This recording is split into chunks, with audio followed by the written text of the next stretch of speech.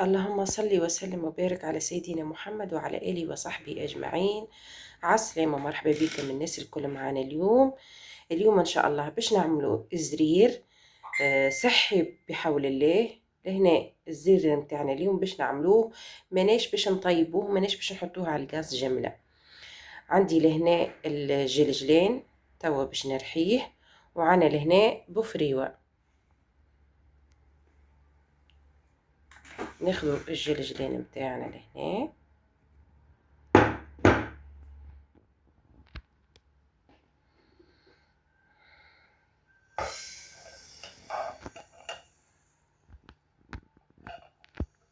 الجرجلين لهنا باش نحطوه في الرحاية.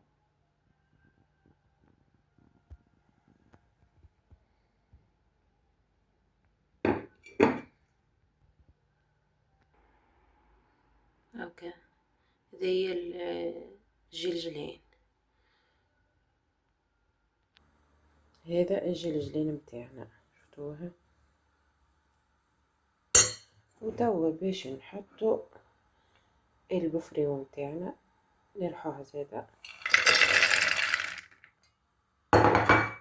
ونرجعو. وهذه البفريو متاعنا توا باش نصبوهم مع بعضهم مع الجلجلين السمسم.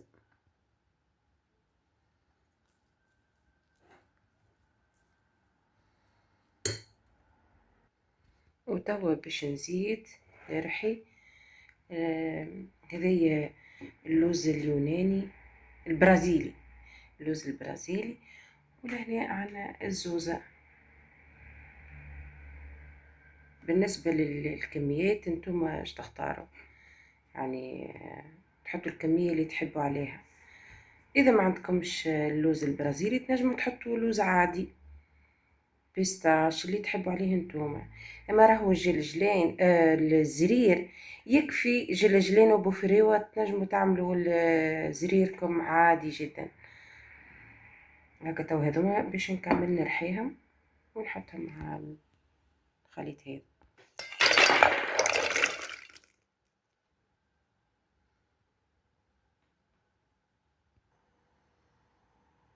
هكا خليت فيها شوية كعب متاع اللوز هكا. تو باش نخلطهم ونحط الزيت والعسل. باهي لهنا توا بعد ما رحينا كل شيء باش نجو نحطو العسل. العسل ننصحكم حطوا بشوي ومن بعد ذوقوا، خاطر فما اللي يحبوا حلو برشا، فما اللي ما يحبش الزرير يكون حلو برشا، يعني دوبة شوية وكهو، شوية حلاوة مش برشا، خاطر هي الفاكهة فيها زاد حلاوة، فيها السكر متاعها. واحنا كما قلنا حاجة صحية، يعني ما تكثروش الحلو، حتى لو كان عسل ما تكثروش. لهنا راني نسيت ما قلت لكمش الجلجلين، خديت 500 غرام جلجلين، وخديت 300 غرام بوفريوة، وال شو اسمه اللوز البرازيلي هذاك خديت 150 غرام، والزوزة حطيت بالعين هكاك يعني شوية. توا هنا باش نحطو الزيت متاعنا، انا دفيته شويه الزيت، قلت خليني باش يزيد يحل يعني الفاكهه بالكدا. باهي بسم الله، زيت زيتون نصب ونخلط، مانيش باش نصب كميه كامله. هنا قرابه كاس انا دفيت، نخلط.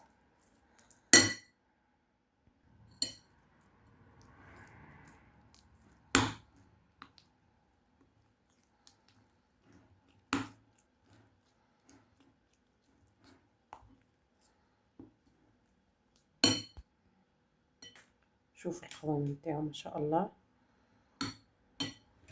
الزيت ما كملتوش من الكل، هاكا تقريبا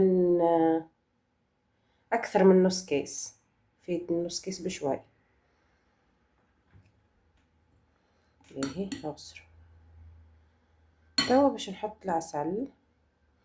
انا الدبوزة هذه فيها فيها 500 جرام، مانيش باش نصبها الكل، ديجا ناقصة هي، ناخذها منها من قبل. بسم الله.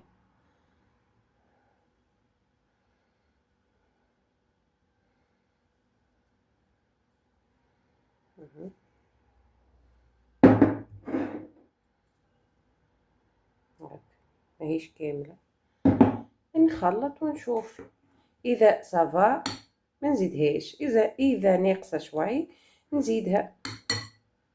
والفاكهه متاعنا محمره، كي تحمروها ما تخلوهاش تغمق على الاخر، من بعد تولي تحسوا كأنها محروقه، خلوها فاتحه كيما ريتو عملت انا هكا.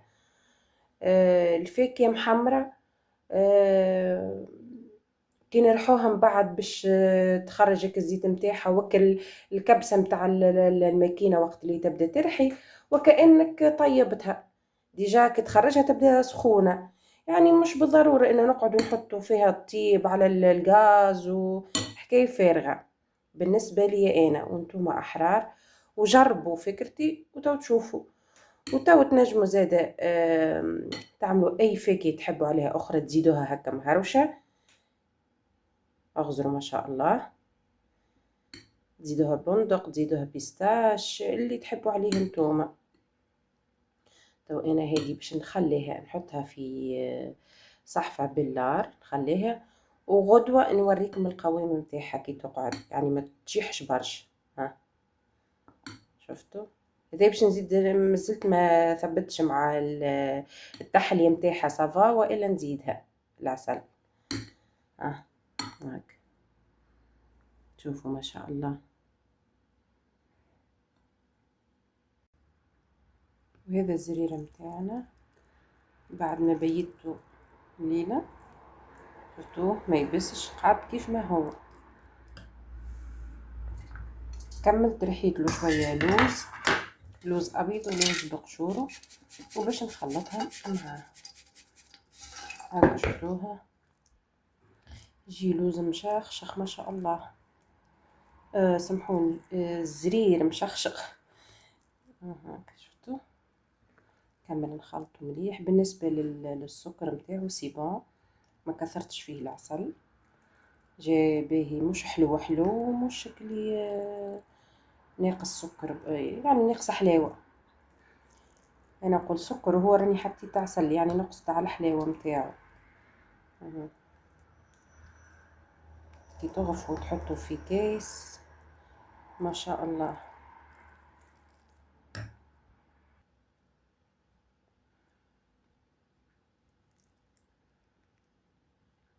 لهنا يلزمكم الفاكهة متاعكم تحمروها بالكدا، ما تحرقوهاش، ما تخلوهاش غامقة على الاخر، تخلوها فاتحة، تكون فاتحة. شوفوا لهنا اللوز هاكا، هذا فاتح بالكدا وطايب.